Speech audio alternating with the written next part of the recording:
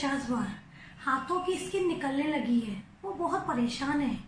फिर भी आखिर वो ऐसा क्यों कर रही है? क्या एक बीमारी है? मैं doctor Nidhi Jain Bukharia, neuropsychiatrist and de addiction specialist. आज आपके साथ डिस्कस करूंगी एक इम्पॉर्टेंट बीमारी जिसका नाम है ओसीडी, ऑब्सेसिव कंपल्सिव डिसऑर्डर। इस बीमारी में इंसान के दिमाग में एक कोई ख्याल बार बार आता है, ना चाहते हुए भी दिमाग में आकर उस इंसान को परेशान करता है।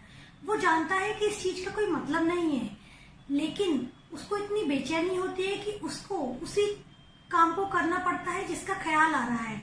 लेकिन इससे बेचैनी सिर्फ थोड़ी सी फ्यू सेकंड्स के लिए कम हो जाती है और बेचैनी दोबारा बढ़ने लगती है और ये विशियस साइकिल चलती रहती है। ये बीमारी बहुत तरह से प्रेजेंट हो सकती है, तो आज इसके कुछ इम्पोर्टेंट टाइप्स आपके साथ डिस्कस करूंगी विथ एग्जांपल्स, जिससे आपको अच्छे से बीमारी समझ में आ सकेगी। एक लेडी है जो बार बार हाथ धोती है।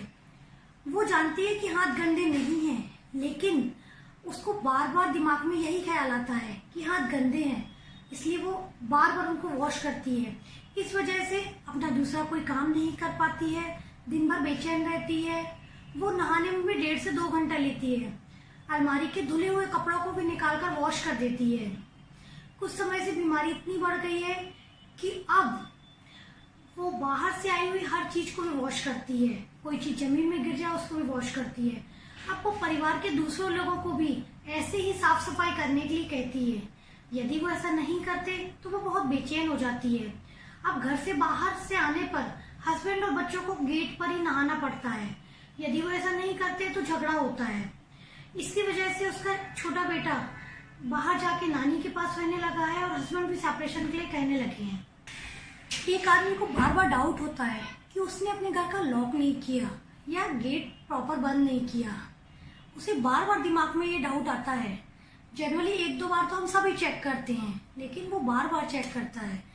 दिन भर में 1.5 से 2 घंटे वो इसी काम में स्पेंड करता है। उसके बाद भी सेटिस्फेक्शन नहीं होता, दूसरे काम में कॉन्सेंट्रेट नहीं कर पाता, जिसकी वजह से अपना काम भी उसका डिस्टर्ब हो रहा है।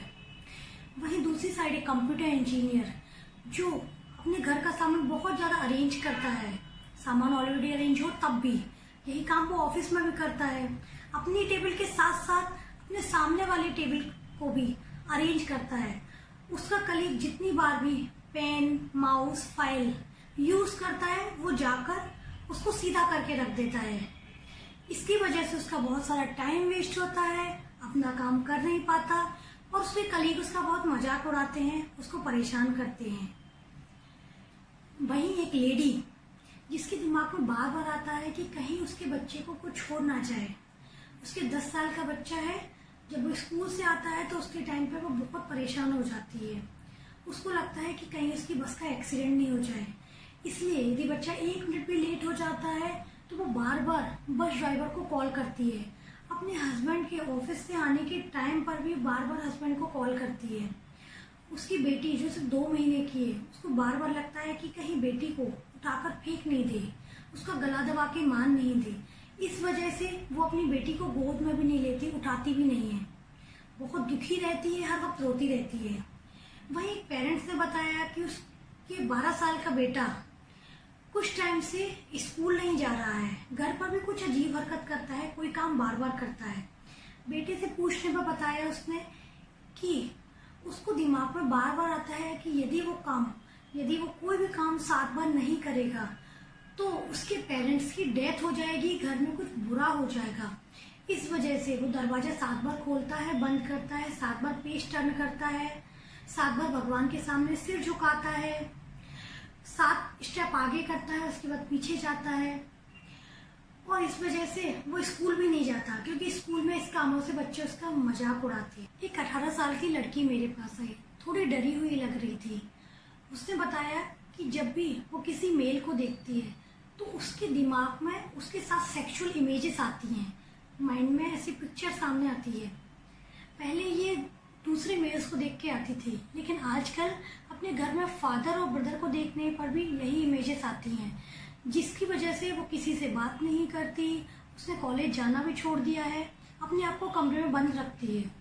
वहीं दूसरी ओर एक 55 ईयर्स ओल्ड लेडी ने बताया, जो बहुत धार्मिक स्वभाव की है, कि कुछ दिनों से जब वो भगवान को देखती हैं, पूजा करती हैं, तो उनको भगवान के ऊपर थूकने, पैर मारने या उनके ऊपर मल मूत्र विसर्जित करने के विचार आते हैं, जिसकी वजह से वो बहुत परेशान है, पूजा पाठ छोड़ दिया है, बीच में एक बार अपने आप को खत्म करने की भी कोशिश कर चुकी हैं।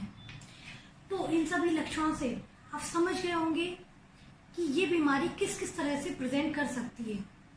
ये बीमारी ओसीडी करीब 2 से 3% लोगों में होती है, मेल फीमेल दोनों में होती है, पर यूजुअली केसेस टीन एज में आते हैं, पर ये किसी भी एज में आ सकते हैं। अब ये होती क्यों है? यदि आपके ब्लड रिलेशन में किसी को ये बीमारी है तो चांसेस ज़्यादा हैं।